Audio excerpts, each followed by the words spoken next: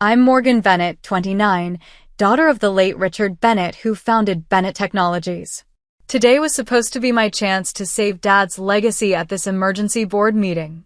Instead, I'm standing outside the boardroom door, face to face with my stepbrother Brandon's smug expression. "Sorry, this is for shareholders only," he sneered, blocking my path. I smiled and pulled out my phone. Perfect timing to announce who really owns this company.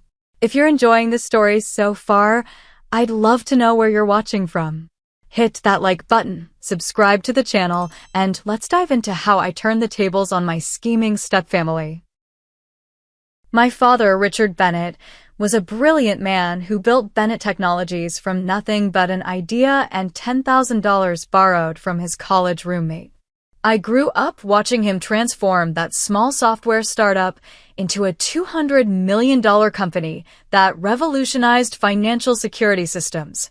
My childhood memories are filled with weekend visits to his office, where I'd sit on his lap as he explained complex business concepts in ways my young mind could grasp.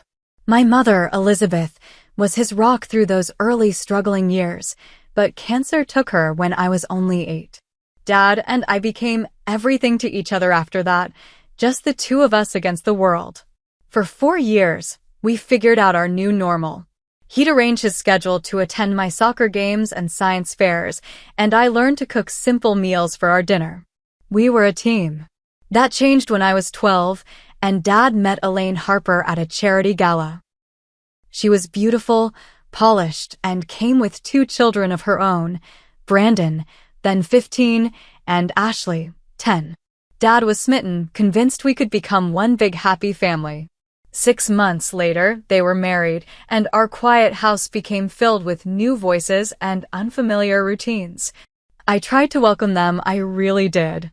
But Elaine always kept a certain distance between us, subtly reinforcing that I wasn't her child. Brandon was openly hostile, resenting any attention his new stepfather showed me.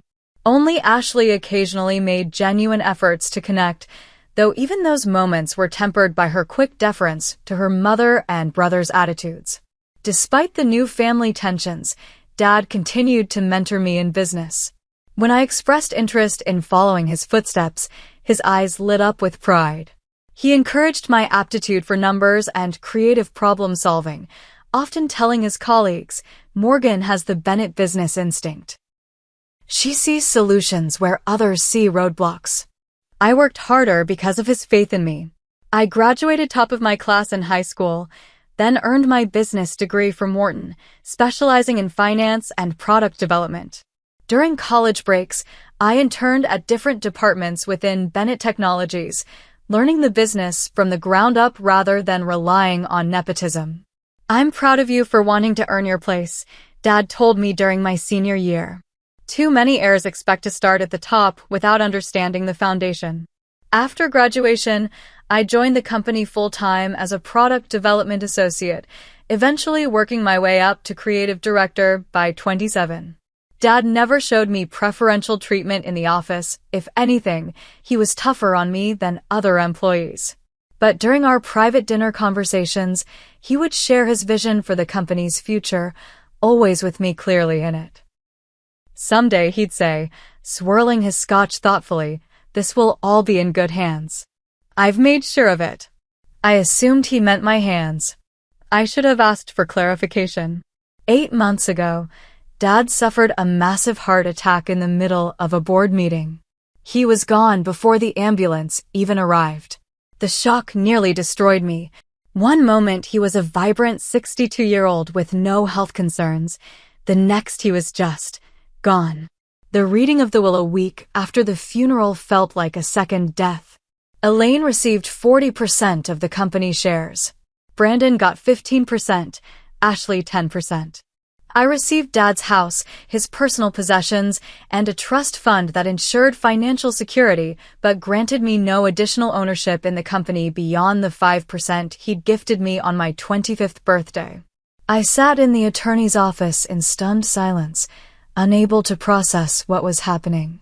Had I misunderstood all those conversations about the future? Had I somehow disappointed him without realizing it? The questions tormented me for weeks as I moved through grief like a sleepwalker.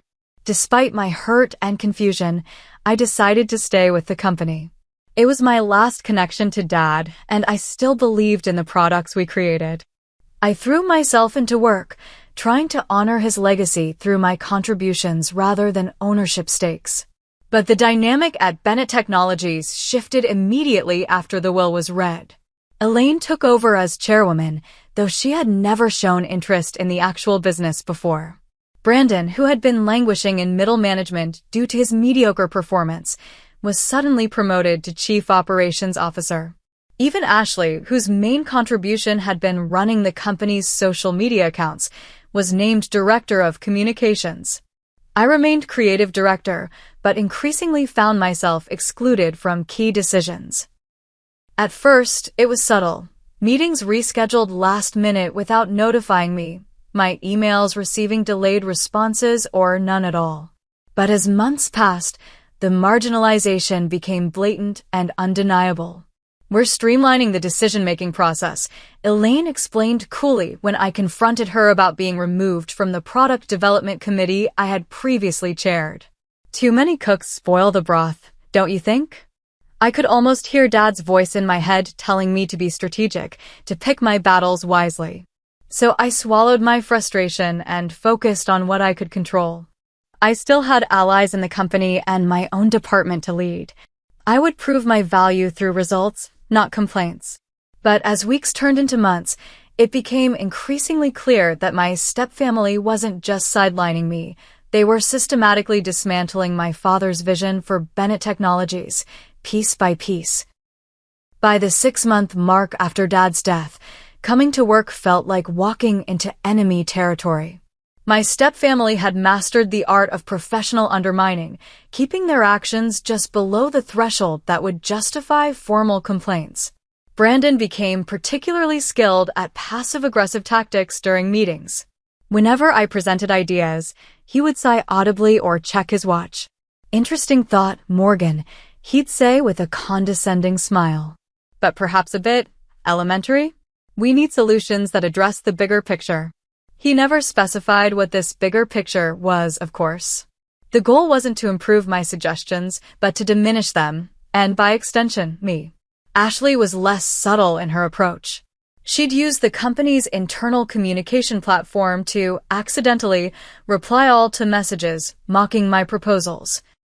Once, after I'd spent weeks developing a new customer interface, she sent a company-wide email with a meme comparing my design to a child's crayon drawing. She apologized immediately, claiming it was meant for a private conversation, but the damage was done. My team saw their leader being publicly ridiculed by the Director of Communications. Elaine operated more strategically. As chairwoman, she controlled the board meeting schedule, mysteriously setting important discussions for times when I was traveling for business or had unmovable client meetings. When I requested schedule changes, she would express exaggerated regret. "Oh, Morgan, if only you'd told me sooner. Everything's already arranged." The isolation tactics extended beyond meetings. I was gradually removed from critical email chains and decision-making loops. Projects I had initiated were reassigned without explanation. My budget was cut by 30% while other departments received increases. Not everyone participated in this freezing-out campaign. Thomas Wright, our CFO and my father's best friend for 30 years, remained a steadfast ally.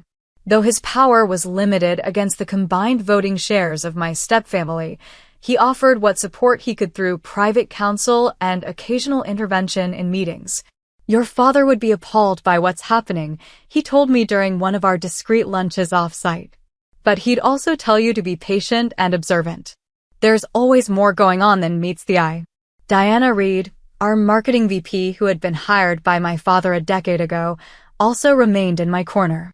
She would forward me emails I'd been excluded from and warn me about decisions being made behind my back. Her position was more precarious than Thomas's, though, as she didn't have his seniority or close relationship with the board. Through Diana, I learned about the mysterious project transition that Brandon and Elaine frequently referenced in closed meetings. Details were scarce, but it appeared to involve significant changes to the company's structure and direction. My suspicions grew when I overheard Brandon speaking with Elaine outside the executive bathroom. "Morgan's becoming a problem," he said in a low voice. "She's asking too many questions about transition." "She'll be irrelevant soon enough," Elaine replied. "Once the Reynolds deal closes, we can restructure her entire department out of existence." Reynolds Corp? I recognized the name immediately, a notorious corporate raider known for acquiring companies, stripping their assets, and discarding the hollowed-out shells. They specifically targeted family businesses going through succession challenges. The thought of my father's life's work ending up as another Reynolds Corp casualty made me physically ill. That evening, I stayed late at the office researching Reynolds Corp's history. Their pattern was consistent. They acquired controlling interest in vulnerable companies, installed their own executives in key positions, sold off valuable intellectual property, loaded the companies with debt, and then abandoned them to bankruptcy. Employees lost jobs, shareholders lost investments, and communities lost vital businesses, while Reynolds Corp executives walked away with millions. The next morning, I marched into Thomas's office with my findings. "I've suspected something like this," he admitted, reviewing my research. "But the board packets have been suspiciously light on details about this merger. Elaine keeps insisting it's still in exploratory stages, despite the fact that I've seen Reynolds representatives in the building 3 times this month." "We have to stop this," I insisted. Thomas looked troubled. "With their combined shares, Elaine, Brandon, and Ashley control 65% of voting rights. Even with your 5% and my 3%, we're nowhere near blocking position. What about the other board members? Surely they wouldn't approve selling to corporate raiders. Most of them trust Elaine as Richard's widow. And Reynolds is very good at disguising their true intentions during negotiations. They'll promise growth, expansion, retention of current management, all lies, of course, but convincing ones." I spent the next weeks trying to gather more information while attempting to rally support among senior management. But with each passing day, my isolation grew more complete. My keycard access was restricted to fewer areas of the building. My assistant was reassigned. Even longtime colleagues began avoiding me in the hallways, sensing which way the wind was blowing. The final straw came when I tried to access the company's financial projections to prepare for our quarterly review. My system credentials had been revoked. By whose authorization? I demanded of the IT manager. He couldn't meet my eyes. Orders from the COO's office. "I'm sorry, Morgan." That evening, as I sat alone in my office contemplating resignation, my phone lit up with a text from Thomas. "Emergency board meeting called for Friday morning. Reynolds Corp executives will be present." This is happening faster than I thought. They're not even telling most of the board the real agenda until they arrive. I texted back, "Will I be allowed to attend?" His response was immediate. "Elaine specifically mentioned this is for shareholders and board members only." "I'm sorry, Morgan." So that was it. In 3 days, my father's company would be sold to corporate raiders, and I wasn't even allowed in the room to witness it. All the years of work, all his dreams for the future, all the employees who trusted his vision, everything would be sacrificed to my stepfamily's greed. I left the office and drove home in a daze, rain matching my mood as it pounded against the windshield.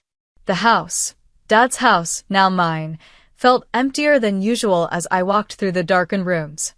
I hadn't changed much since inheriting it, finding comfort in the familiar surroundings that still held echoes of his presence. That night, sleep eluded me as I tossed and turned, my mind racing with futile plans and bitter regrets. In the darkness of 3 a.m., a terrible clarity washed over me. I had failed my father. Failed to protect what he'd built. Failed to see the danger until it was too late. Unless there was something I was still missing. The next morning, exhausted from lack of sleep but driven by a new determination, I called in sick to work for the first time in my career. I needed time to think, away from the hostile environment the office had become. As I wandered through my father's house, my house now, I realized there was one space I had been avoiding since his death, his home office. The door creaked as I pushed it open, disturbing dust motes that danced in the morning sunlight. Everything remained exactly as he had left it that last morning, papers neatly stacked, his favorite fountain pen placed precisely parallel to his leather desk blotter, the worn leather chair pushed in at the perfect angle. In the months since the funeral, I hadn't had the heart to sort through these remnants of his daily life. I sat in his chair, running my fingers along the smooth mahogany desktop where he'd worked late into so many nights. What would he do in my position? He never would have let things deteriorate to this point, a voice in my head criticized. But another, kinder voice reminded me that he'd faced his own business crises and had always found unexpected solutions. Look deeper, he used to tell me during our problem-solving sessions. The answer is rarely on the surface. The antique desk had been in our family for 3 generations, a massive piece with dozens of small drawers and compartments. My father had loved its craftsmanship and history. I began opening drawers methodically, not sure what I was looking for but needing to connect with his thought process somehow. Most contained what you'd expect: office supplies, file folders, business cards. But when I pulled out the bottom right drawer, something felt off. The drawer seemed shallower than it should be, given the desk's dimensions.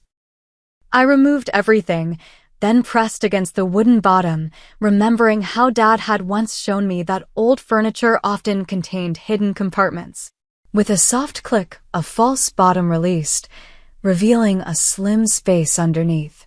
Inside lay a single cream-colored envelope with my name written in my father's distinctive handwriting.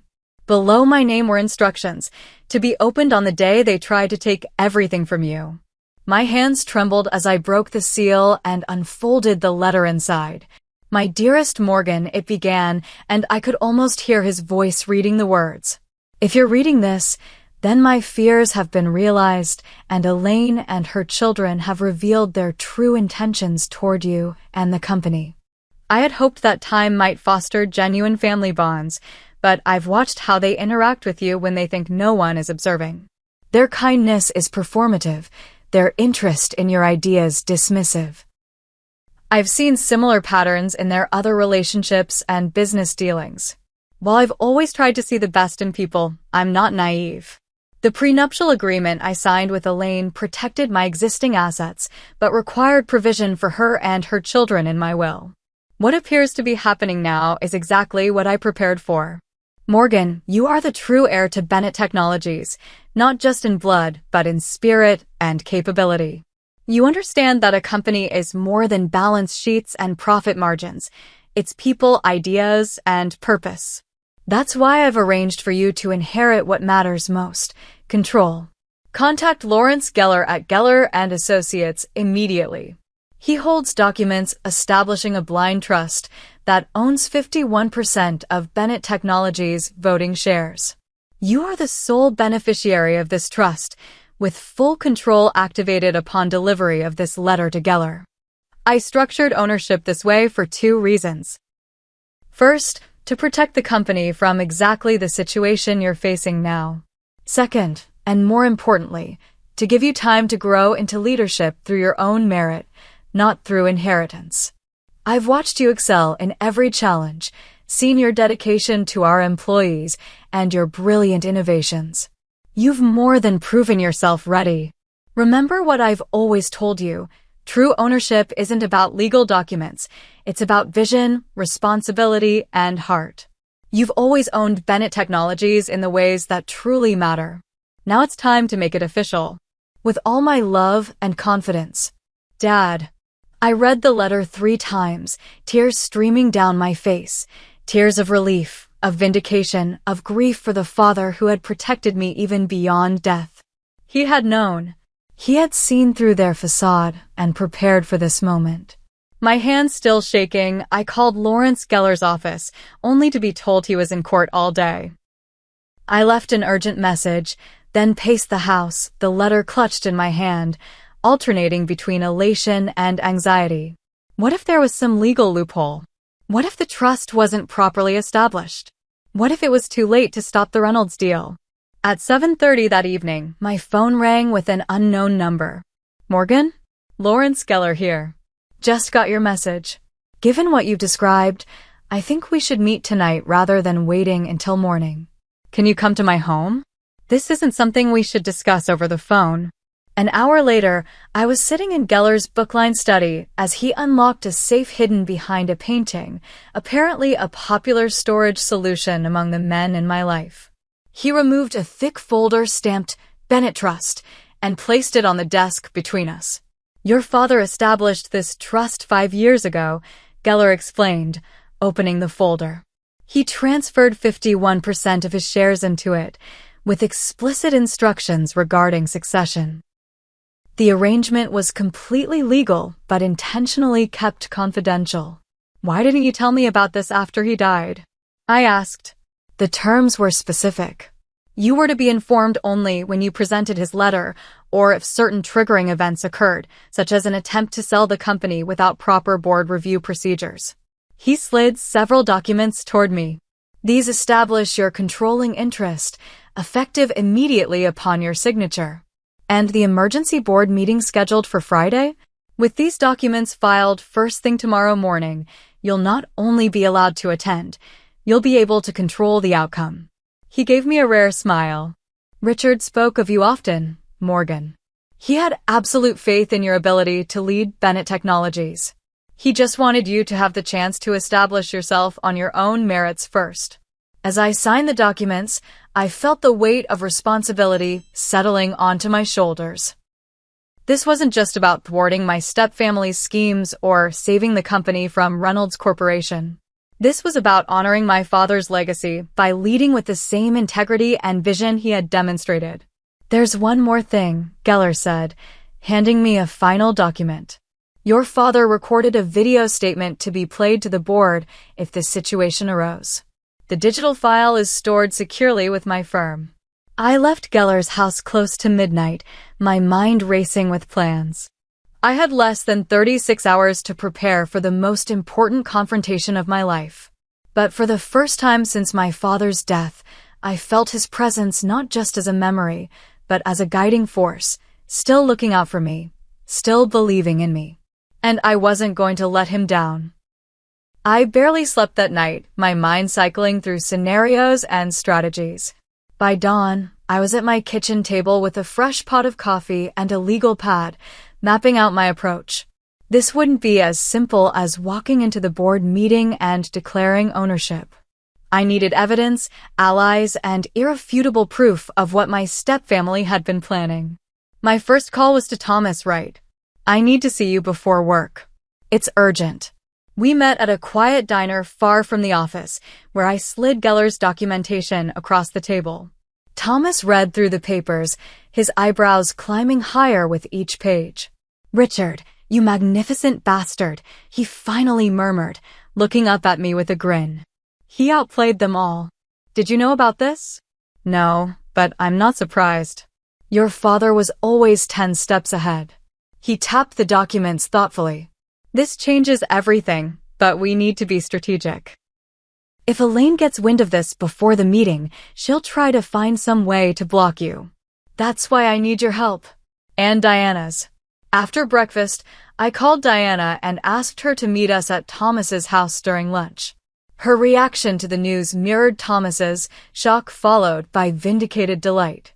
I knew something was off about the way they've been treating you, she said.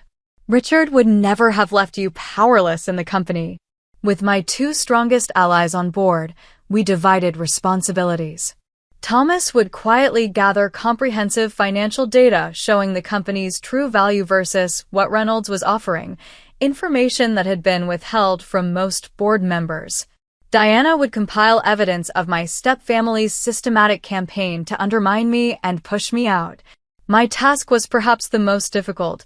I needed to understand exactly what the Reynolds Corp deal entailed and how it would harm Bennett Technologies. I need access to the merger documents, I told them. Diana grimaced. Those are being kept under extreme secrecy. Even I haven't seen them.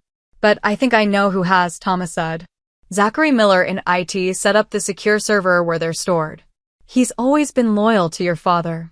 Zachary had joined the company as an intern during my father's early days and had risen to head our cybersecurity division. He taught me to code when I was in high school, patiently explaining concepts until they clicked. If anyone would help me access restricted documents without raising alarms, it would be him. I found Zachary in his usual spot, the company cafeteria at 2:30 p.m., long after the lunch rush, enjoying a late sandwich while reading science fiction on his tablet. Mind if I join you? I asked, sliding into the seat across from him before he could answer. His eyes darted nervously around the nearly empty cafeteria. Morgan, I'm not sure that's a good idea. Brandon's been explicit about limiting contact with you. That's actually why I'm here. I kept my voice low. I know they've been hiding things from me, Zach. Important things about the future of Dad's company. I can't discuss. Did you know they're selling to Reynolds Corp? His sandwich stopped halfway to his mouth. How did you? I have my sources. What you may not know is Reynolds' history of destroying the companies they acquire. This isn't a merger, Zach. It's a corporate execution. I showed him articles about Reynolds' previous acquisitions on my phone, the layoffs, the asset stripping, the bankruptcies that followed. Your department would be among the first cut, I told him. Reynolds outsources all IT functions to reduce costs. I could see the conflict in his expression. What do you want from me, Morgan? I need to see the merger documents. The real ones, not whatever sanitized version they're showing the board. He hesitated, then sighed. I could lose my job. You'll definitely lose your job if Reynolds takes over. That night, after most employees had left, Zachary gave me access to a secure terminal in a rarely used server room. You have 2 hours before the system logs maintenance is complete, he warned. After that, the access records will update automatically. What I found in those files confirmed my worst fears. The merger was actually a complete acquisition with a 3-phase implementation plan. Phase 1 maintained the appearance of Bennett Technologies as a separate entity while transferring intellectual property rights to Reynolds subsidiaries. Phase 2 replaced key personnel, including every member of my creative team, with Reynolds employees. Phase 3 dissolved the original company structure entirely, moving any remaining valuable assets to Reynolds and discarding the shell. Most shocking were the personal side agreements. Elaine would receive a $5 million consulting fee for facilitating the deal. Brandon was guaranteed a senior VP position at Reynolds with a substantial salary increase. Even Ashley had negotiated a settlement. She would retain exclusive rights to the company's social media properties and client lists, which she could then sell to competitors. I downloaded everything to an encrypted drive, my anger growing with each document. This wasn't just business. This was betrayal of everything my father had built and everyone who had helped him build it. The next morning, I met with Lawrence Geller to review all the evidence we had gathered. This is more than enough to block the merger, he confirmed. The board has a fiduciary responsibility to shareholders that these side deals clearly violate. What about my stepfamily? Can they be removed from their positions? With your controlling interest, yes, but I'd advise caution. Moving too aggressively could create legal complications. Let's focus first on stopping the Reynolds deal and establishing your control. Leadership changes can follow in due course. We spent hours preparing formal documents asserting my ownership and objecting to the merger. Geller coached me on the legal terminology I would need to use and the specific procedures for calling votes. As evening approached, doubt began creeping in. Despite all our preparation, I would be facing my stepfamily alone in that boardroom.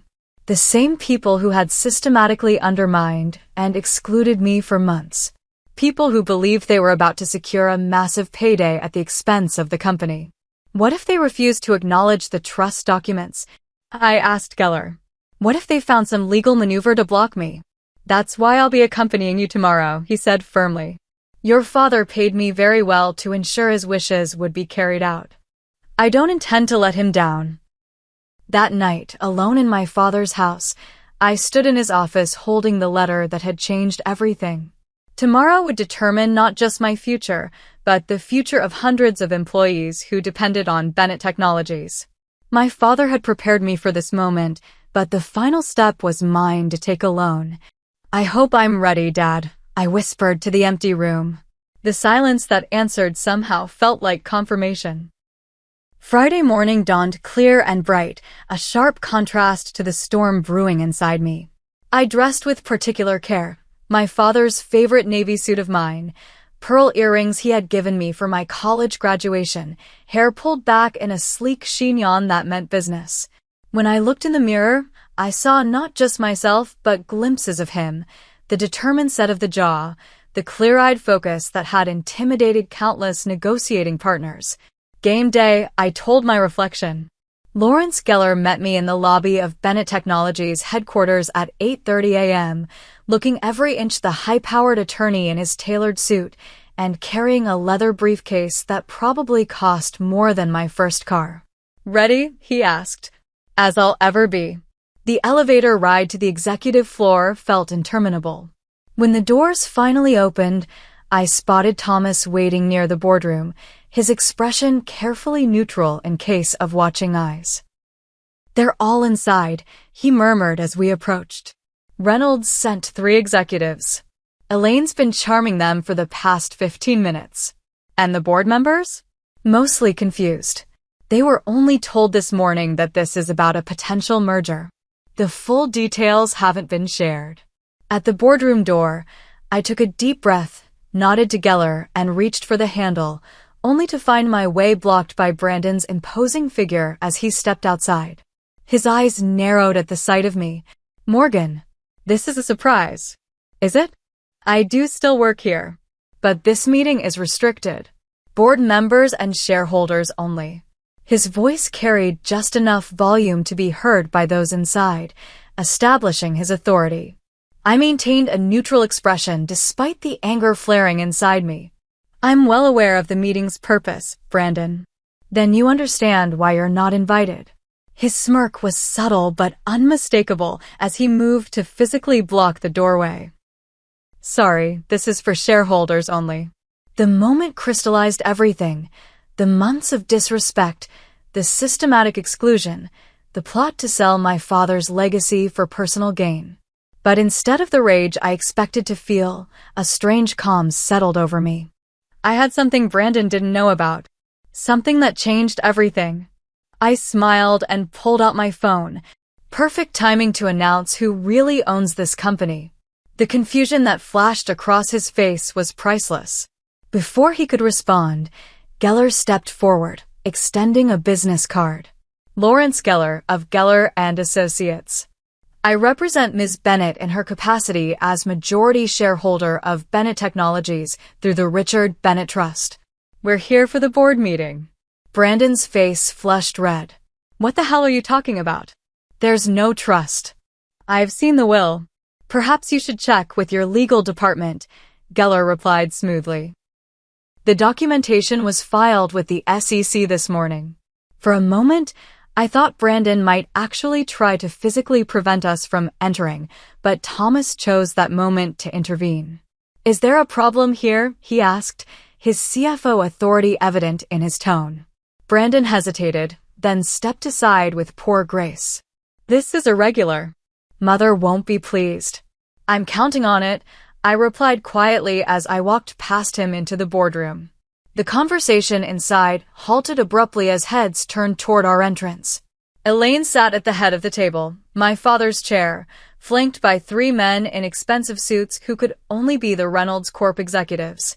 Ashley sat nearby, looking bored until she spotted me, her expression shifting to alarm. Morgan, Elaine said with artificial sweetness. This is a closed meeting, dear. Perhaps Brandon didn't make that clear. He did, I replied, remaining standing as Geller placed his briefcase on the table. But as it happens, I have every right to be here. One of the Reynolds executives checked his watch impatiently. Mrs. Bennet, perhaps we should reschedule if there are internal matters to address first? That won't be necessary, Mr. Reynolds, I interjected before Elaine could respond. In fact, your presence is quite timely, as there are some crucial facts about Bennett Technologies you should be aware of before discussions proceed any further. Morgan, that's enough. Elaine's voice lost its honeyed tone. You're interrupting an important business meeting. Security will escort you out if necessary. Geller chose that moment to intervene, distributing folders to each person at the table. Before anyone calls security, I suggest you review these documents. They establish Ms. Morgan Bennett as the controlling shareholder of Bennett Technologies through the Richard Bennett Trust, which holds 51% of all voting shares. The room erupted in confused murmurs as board members opened the folders. Elaine snatched hers up, flipping through pages with increasing agitation. This is impossible, she finally declared. Richard left me 40% of the company. I have the will. The will distributed only 49% of the company's shares, Geller explained calmly. The majority interest was already held in trust, with specific instructions regarding succession. While the board members digested this information, I walked to the center of the room, commanding attention in a way I'd seen my father do countless times. My father, Richard Bennett, established this trust 5 years ago to ensure the company's long-term stability and success. He appointed me as beneficiary not just because I'm his daughter, but because I share his vision for what Bennett Technologies can and should be. I removed my father's letter from my portfolio and held it up. I'd like to read you part of a letter he left for me, to be opened, in his words, on the day they try to take everything from you. The room fell silent as I read the most relevant passage. Morgan, you are the true heir to Bennett Technologies, not just in blood, but in spirit and capability. You understand that a company is more than balance sheets and profit margins. It's people, ideas, and purpose. Lowering the letter, I turned to the Reynolds executives. Gentlemen, I apologize for the confusion, but there will be no merger today or any day while I hold controlling interest in this company. The lead executive, Arthur Reynolds himself, I now realized, leaned forward with the practiced calm of someone accustomed to corporate drama. Ms. Bennett, while this is certainly unexpected, perhaps we should discuss the benefits our proposal offers before dismissing it entirely. I'm well aware of the benefits, Mr. Reynolds, I replied, nodding to Thomas, who distributed our own folders containing the evidence we'd gathered. These documents detail the true nature of your acquisition plan, including the asset stripping, layoffs, and eventual dissolution of Bennett Technologies planned for the next 18 months. Board members began murmuring in alarm as they reviewed the material. I've also included information about the personal side agreements negotiated by Elaine, Brandon, and Ashley Bennett, I continued, watching my stepmother's face drain of color. Agreements that directly conflict with their fiduciary duty to shareholders and the company. This is outrageous. Elaine surged to her feet. These documents were obtained illegally. They're confidential business discussions. Actually, Thomas interjected, as CFO, I should have been included in all financial discussions regarding potential mergers. The fact that I wasn't raises serious governance concerns. Brandon, who had been uncharacteristically quiet, suddenly slammed his fist on the table. This is a trick. Some legal sleight of hand. My mother is Richard's widow.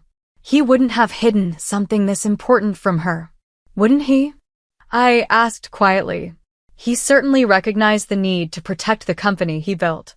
A company that employs over 300 people whose jobs and livelihoods would be destroyed by this merger. I walked to the head of the table, where a laptop was connected to the room's projection system. My father also recorded a message to be played in exactly this scenario. Before anyone could object, I inserted the drive Geller had given me and pressed play. My father's face appeared on the screen, recorded in this very boardroom. Seeing him again, alive, strong, determined, sent a jolt through me. "If you're watching this," he began, "then the trust has been activated and Morgan has assumed her rightful position as majority shareholder.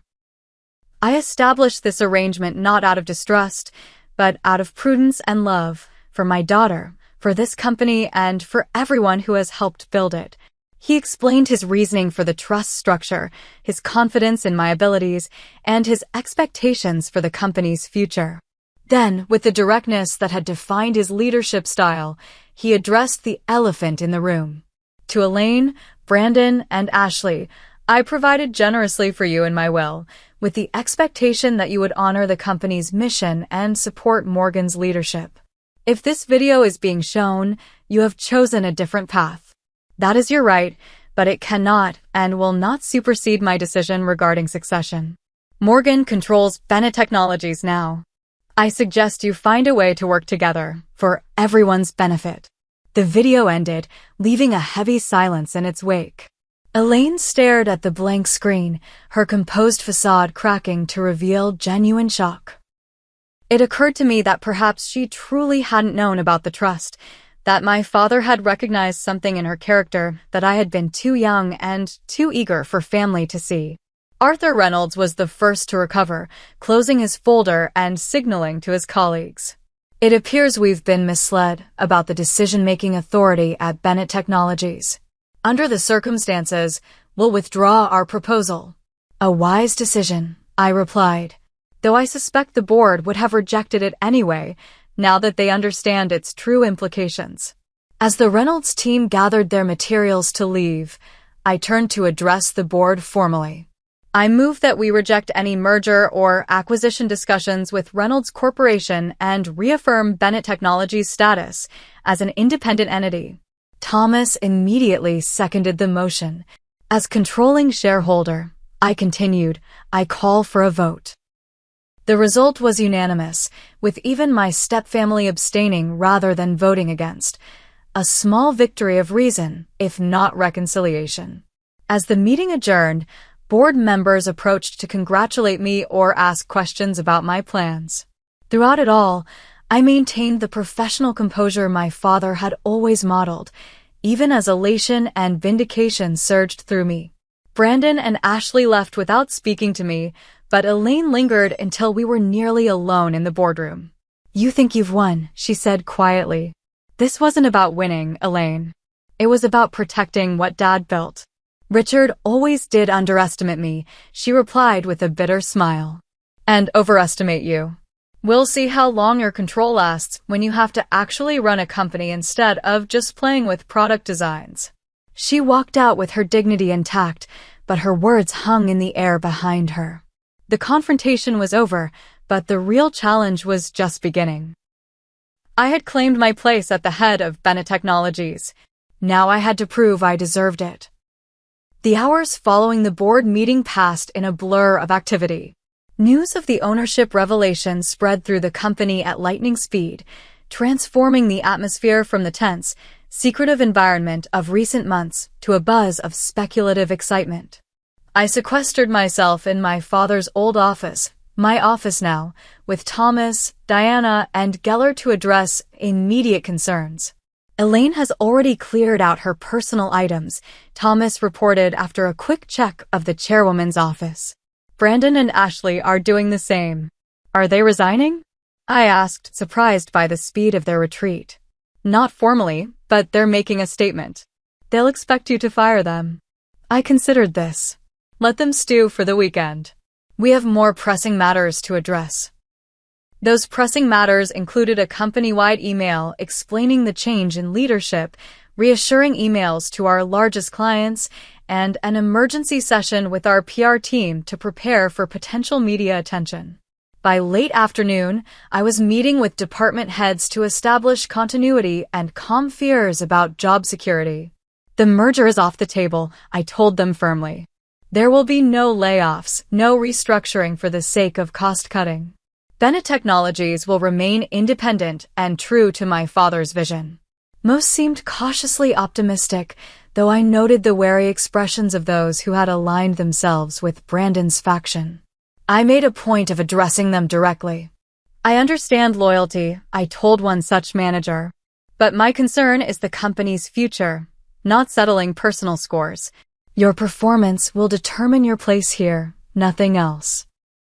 As evening approached, I found myself alone in my office, trying to absorb the magnitude of what had happened. The trust documents lay spread across the desk, along with preliminary reports on the company's true financial position, which Thomas had been keeping separately from the versions Elaine had been sharing with the board. A knock at the door interrupted my thoughts. It was Diana, coat over her arm, clearly heading home, but wanting to check in first. "Quite a day," she said with a smile. "How are you holding up?" "Still processing," I admitted. "It doesn't quite feel real yet." "Well, the emails and calls I've been fielding from employees are very real.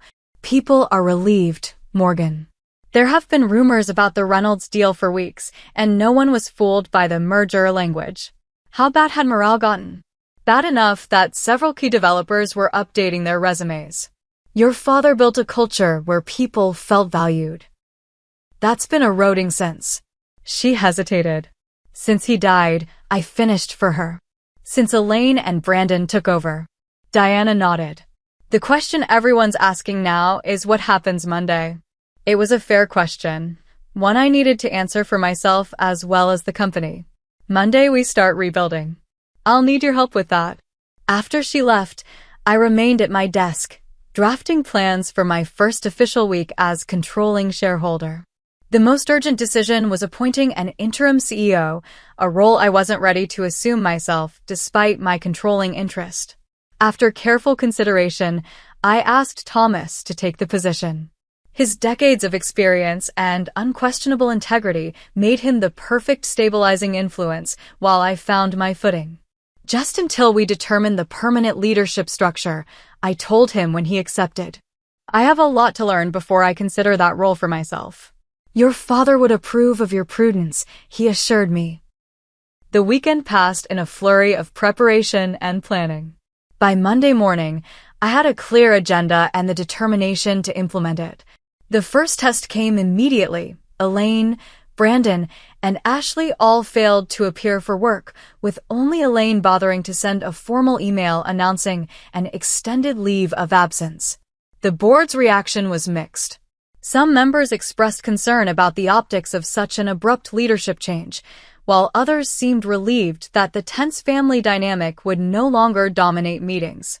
"They're trying to force your hand," Thomas observed. "Make you either fire them and risk wrongful termination claims, or beg them to return and undermine your authority." "Then let's disappoint them," I replied. "Document their absence, follow HR protocols to the letter, but otherwise proceed as if this is exactly what we expected." As days turned into weeks, I established a new rhythm at Bennett Technologies. Mornings began with executive team meetings focused on unwinding the preparations for the Reynolds merger and reorienting toward growth. Afternoons found me meeting with different departments, reestablishing the open communication channels that had once been my father's trademark. The employees' response was cautiously positive. Many remembered me from my years working my way up through the ranks and appreciated that I knew their challenges firsthand. Others, particularly those hired during Elaine's brief reign, were more hesitant, watching to see if this was yet another temporary power shift. My most significant early challenge came from an unexpected source. During my second week, I discovered that Ashley had been systematically downloading client information and communication strategies before her departure, corporate espionage that could damage us significantly if the materials reached competitors. After consulting with legal counsel, I made the difficult decision to pursue the matter formally. We sent a cease and desist letter and threatened legal action if the materials weren't returned and all copies destroyed. Ashley's response was immediate and vicious, a social media campaign painting me as the villain who had stolen her mother's rightful place in the company through legal trickery. The posts gained traction among her followers, creating a minor PR crisis that distracted from our rebuilding efforts. "Let me handle this," Diana advised. "A direct response from you only adds fuel to the fire." She crafted a measured public statement emphasizing the company's focus on innovation and service, while our legal team quietly gathered evidence of Ashley's data theft. When presented with this evidence, Ashley's attorney recommended she comply with our demands and cease her public attacks. The crisis subsided, but the personal sting lingered. "I really thought she might be different from them," I admitted to Thomas over a late working dinner. "When we were younger, before all this, she sometimes seemed to actually want a sister relationship."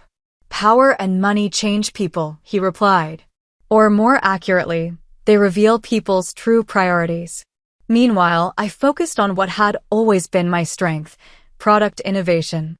The creative department I had built was demoralized after months of having their ideas dismissed and budgets cut. I threw myself into revitalizing their enthusiasm, restarting the development of our next-generation financial security platform that had been shelved under Brandon's leadership. "We're implementing Project Phoenix," I announced during an all-hands meeting 6 weeks after taking control. "The enhanced security architecture we've been developing for the past 18 months will become our new flagship product." The name was deliberate, a symbol of the company's rebirth from the ashes of what might have been.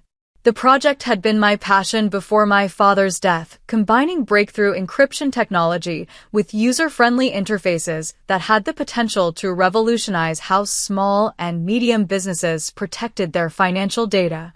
Brandon had dismissed it as too ambitious and not market-ready, redirecting resources to more incremental improvements that would be easier to package in the Reynolds sale. Now, with proper support and funding restored, the development team attacked the remaining challenges with renewed vigor. Not everything went smoothly, of course. Some days I found myself drowning in the sheer volume of decisions requiring my attention. Other days, imposter syndrome would strike without warning, leaving me questioning whether I truly had the skills to lead a company of this size and complexity. During one particularly difficult week, when a major client threatened to leave and production issues delayed a software release, I found myself alone in my office late at night, staring at my father's photo on the wall. "I don't know if I can do this, Dad," I whispered.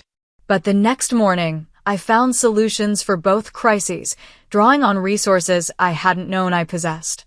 The client stayed, the software shipped, and I discovered that leadership wasn't about having all the answers. It was about creating an environment where problems could be solved collectively. 2 months after the boardroom confrontation, we had our first major win. The Phoenix platform demo at the National Financial Security Conference generated extraordinary buzz, with industry analysts praising its innovative approach and ease of implementation. Orders began pouring in, validating my faith in the product and the team that had created it. "This is what Richard always envisioned," Thomas told me as we celebrated with the development team. "Not just successful products, but innovations that genuinely improve how businesses operate." As the company stabilized and began to thrive again, I gradually worked through the emotional aftermath of the confrontation with my stepfamily. Brandon eventually submitted a formal resignation, accepting a position with a competitor that promptly went nowhere. Elaine pursued a settlement, which after careful consideration and consultation with the board, I approved, buying out her shares at fair market value to eliminate ongoing tensions at board meetings. "Are you sure about this?" Geller asked when I instructed him to prepare the agreement. "You don't owe her anything. This isn't about what I owe her," I explained. "It's about freeing the company from a toxic influence and letting us all move forward." The most meaningful affirmation came 6 months after taking control, when I presented our quarterly results to the board. Revenue was up 22% year-over-year. Our client retention rate had improved from 78% to 94%. Employee satisfaction scores had returned to pre-Elaine levels, and the Phoenix platform was exceeding sales projections by almost 30%. As I concluded my presentation, the board member who had been most skeptical of my leadership, a conservative investor who had initially sided with Elaine, cleared his throat. I think I speak for all of us when I say that Richard would be extraordinarily proud of what you've accomplished, Morgan. You've not only stabilized Bennett Technologies during a period of potential disaster, but you've positioned it for growth beyond what many of us thought possible. That evening, I visited my father's grave for the first time since the funeral. I brought a small bottle of his favorite scotch and 2 glasses, pouring one for each of us as the setting sun bathed the cemetery in golden light. We did it, Dad, I said softly, touching my glass to the one I'd placed on his headstone. Bennett Technologies is safe, and it's growing again. I wish you could see it. As twilight deepened around me, I felt a sense of peace I hadn't experienced since before his death. The company was secure. The employees were protected. His legacy would continue. And I had finally found my own place within that legacy, not just as Richard Bennett's daughter, but as a leader in my own right.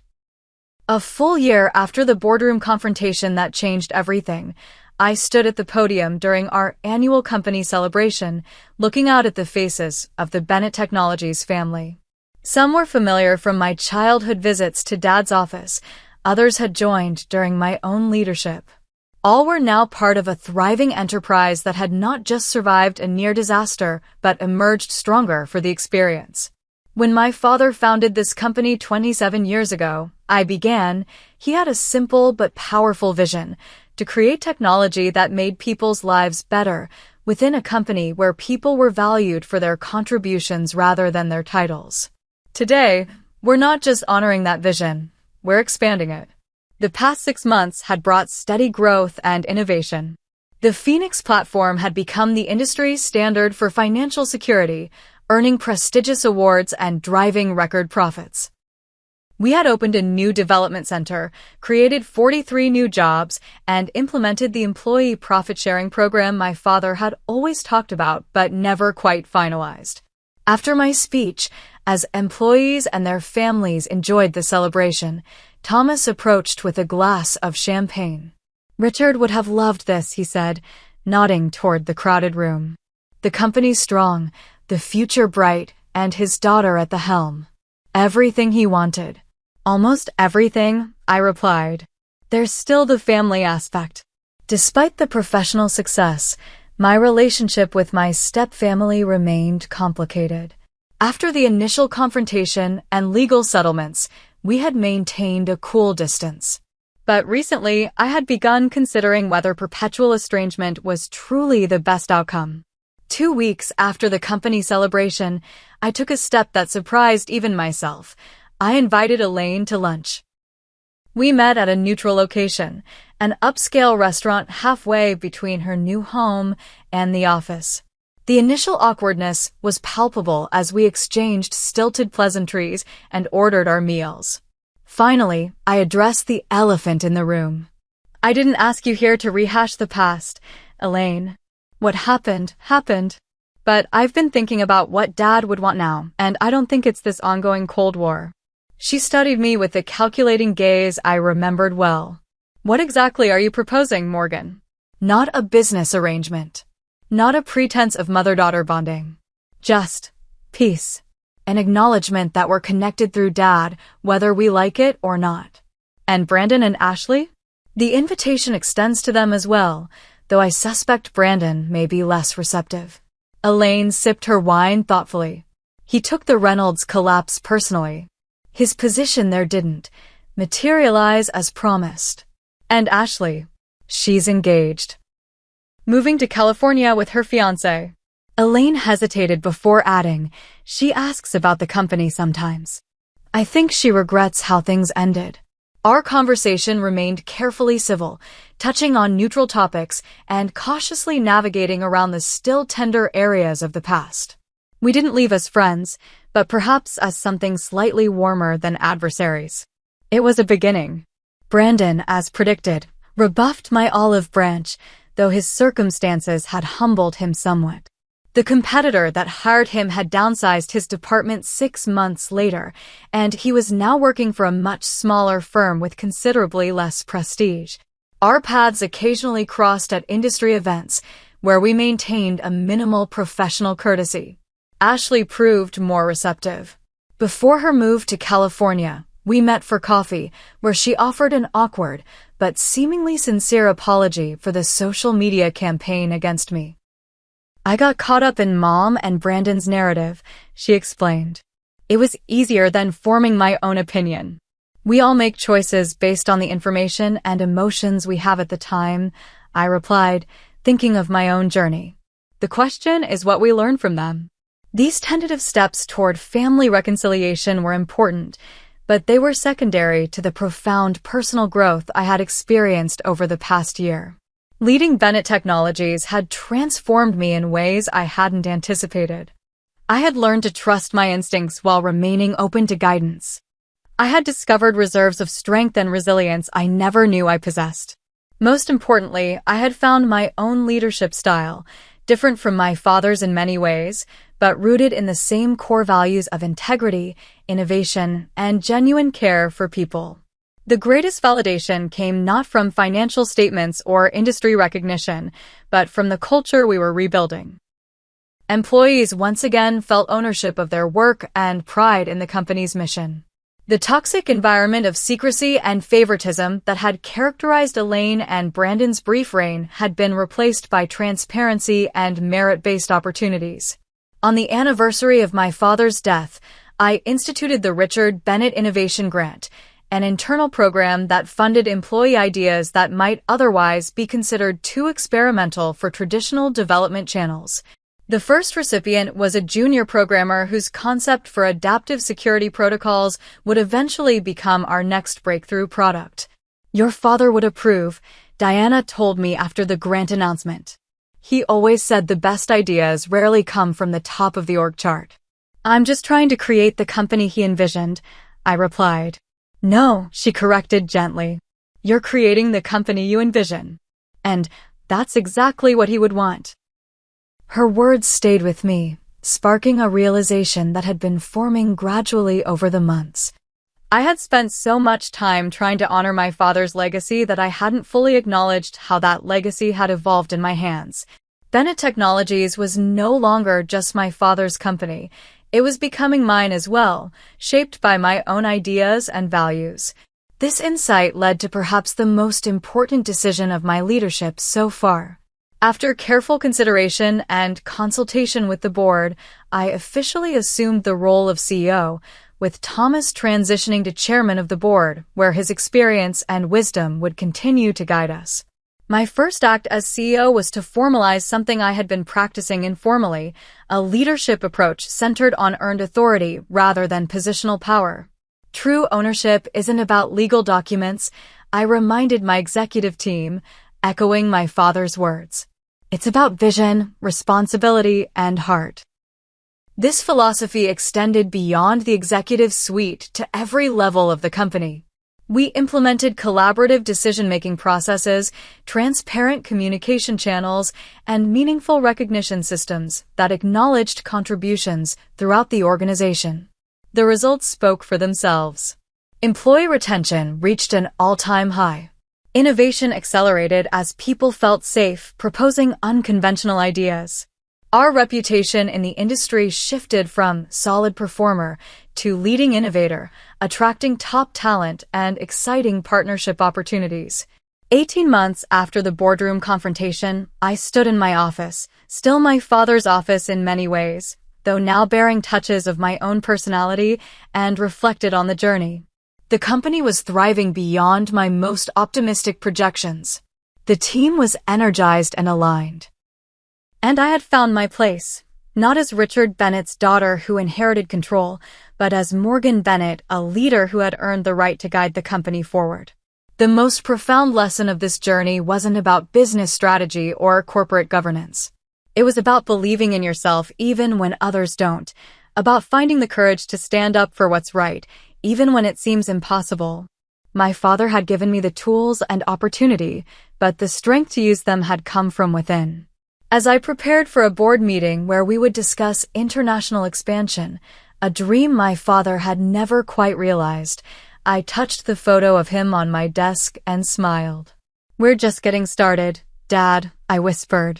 That afternoon, as I confidently led the board through our expansion strategy, I embodied the truth I had discovered through this entire experience. Sometimes, the most valuable inheritance isn't what's written in legal documents, it's the belief someone has in you, and ultimately, the belief you develop in yourself. Have you ever had to stand up for yourself when others tried to push you aside? I'd love to hear your stories in the comments below. Sometimes the hardest battles lead to our greatest victories. Don't forget to like this video, subscribe to the channel, and share with someone who might need a reminder that they're stronger than they know. Thank you for listening to my story, and remember, your true worth is never determined by those who underestimate you.